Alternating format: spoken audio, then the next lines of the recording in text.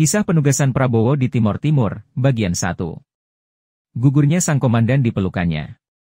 Setelah lulus dari Akabri Darat, yang kini merubah nama menjadi Akademi Militer di Magelang pada tahun 1974, Prabowo Subianto ditugaskan di Satuan Komando Pasukan Sandi Uda atau Kopasanda, yang kini menjadi Kopassus dengan pangkat Letnan II.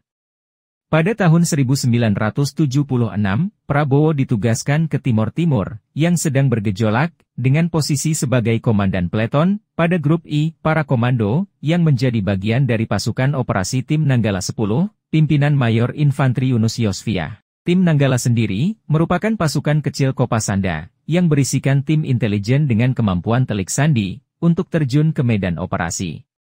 Pasukan tersebut dibentuk oleh Danjen Kopasanda tahun 1975 sampai 1983, Brigjen TNI Raden Muhammad Yogyeswardi Mehmet. Pada suatu ketika, satu regu pasukan Nanggala yang dipimpin oleh Letnan 1 Sudaryanto, dengan kekuatan 20 personil, mendapatkan tugas untuk merebut pos strategis musuh di kota Maubara. Letnan 2 Prabowo yang menjadi wakil komandan ikut dalam operasi tersebut.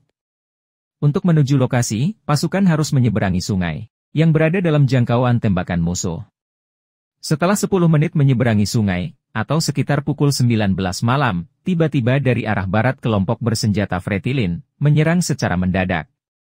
Kontak tembak antara pasukannya dengan para pemberontak pun tak terelakkan.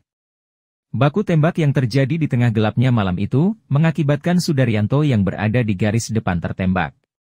Dalam kondisi terluka, Sudaryanto memanggil anak buahnya, termasuk Prabowo yang berada di garis belakang.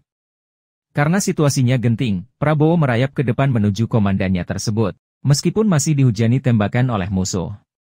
Dan ketika sampai, dia hanya bisa melakukan penyelamatan terhadap komandannya di tempat, karena sulitnya medan, dan beratnya tubuh sang komandan, yang tidak memungkinkan untuk dievakuasi sendirian. Setelah beberapa prajurit bergabung, akhirnya Letu Sudaryanto bisa ditarik ke garis belakang. Laporan kepada pimpinan sudah dilakukan, namun karena kondisi yang gelap gulita, tidak ada satupun helikopter yang berani turun. Akhirnya pada pukul 3 pagi, sang komandan menggembuskan nafas terakhirnya di pelukan Prabowo.